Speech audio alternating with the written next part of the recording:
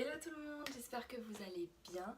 Alors aujourd'hui c'est une vidéo un petit peu spéciale qui va être totalement différente en fait du type de vidéo vraiment tuto beauté que j'ai pu vous faire depuis la création de ma chaîne. Aujourd'hui je vais vraiment vous parler donc de mon expérience en tant que stagiaire chef de projet chez Estée Lauder. C'est parti. Estée Lauder est une marque américaine qui a été créée en 1946 par monsieur et madame Lauder, avec uniquement 4 produits de soins. La marque appartient au premier groupe mondial qui est Estée Lauder Companies et qui regroupe différentes marques telles que MAC, La Mer, Clinique, Tom Ford et encore beaucoup d'autres marques de cosmétiques.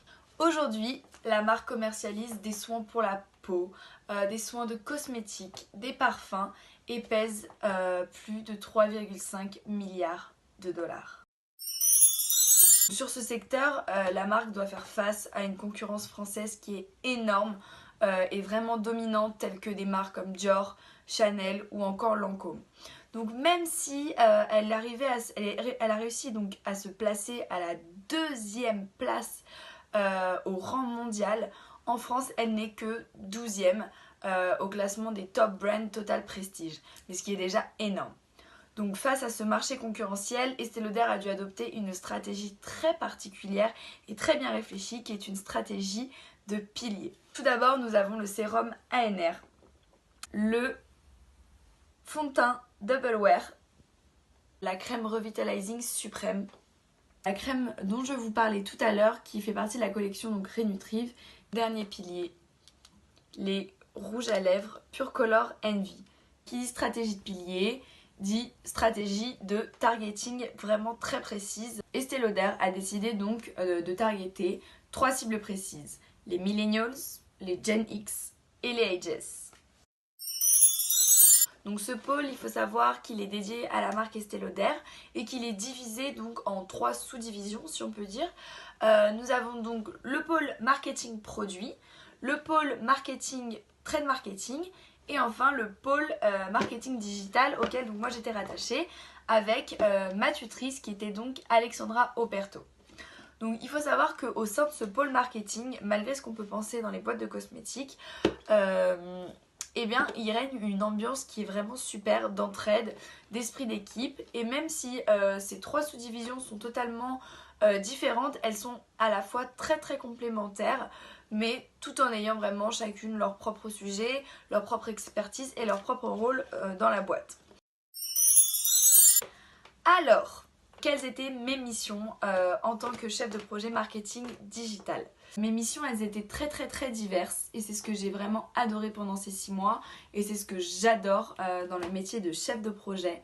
C'est vraiment cette transversalité des missions qui est juste incroyable. Pour tout vous dire, je m'occupais à la fois donc de déploiement d'opérations spéciales, que ce soit avec les partenariats Box, My Little Box ou encore tout simplement des événements en magasin comme des masterclass, des ateliers beauté, etc. Mais également et surtout de l'écosystème dans sa globalité, vraiment de la marque, que ce soit un peu d'e-commerce avec des newsletters ou encore les campagnes médias.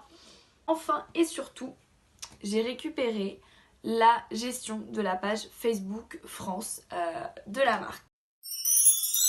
Alors tout d'abord, je préparais les plannings éditoriaux mensuels sur Excel, tout simplement, où j'ai intégré donc le wording, le visuel, mais également les ciblages. Du coup, je le construisais en fonction donc des sorties produits, du plan d'animation e-commerce, de la saisonnalité et des focus produits sur le trend marketing pour être vraiment raccord. Donc une fois que je le construisais, je le faisais valider par ma responsable avant donc de pré-programmer l'intégralité donc des posts sur Facebook comme ceci. Et donc j'ai intégré donc les dates et les horaires précises.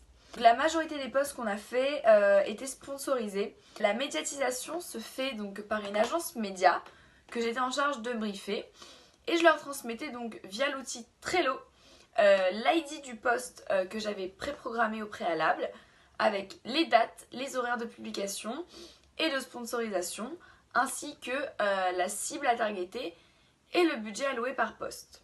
Donc c'est un challenge que j'ai plutôt remporté parce qu'en environ 6 mois, La page Facebook a gagné plus de 2356 likes, vs un gain de 2018 likes sur la même période l'année dernière, soit on va dire une évolution de plus 338 en moyenne sur cette période.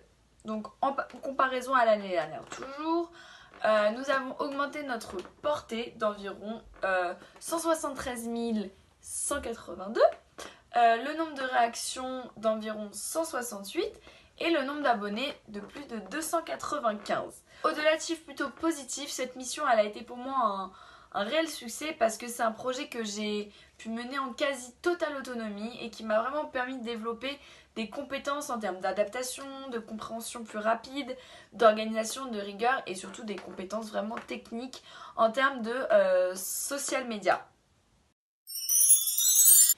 Et voilà, c'est ici que va s'achever donc cette vidéo sur mon expérience chez Estée Lauder. J'espère que la vidéo vous aura plu. J'espère que j'aurai réussi donc vraiment à vous transporter dans l'univers d'Estée Lauder et surtout que j'aurai réussi à vous transmettre le bonheur que ça a été pour moi vraiment de travailler là-bas pendant 6 mois. Donc si vous avez des questions, surtout n'hésitez pas. Si ça vous a plu, pareil, n'hésitez pas. Lâchez des pouces bleus, lâchez des commentaires, partagez, n'hésitez pas vraiment.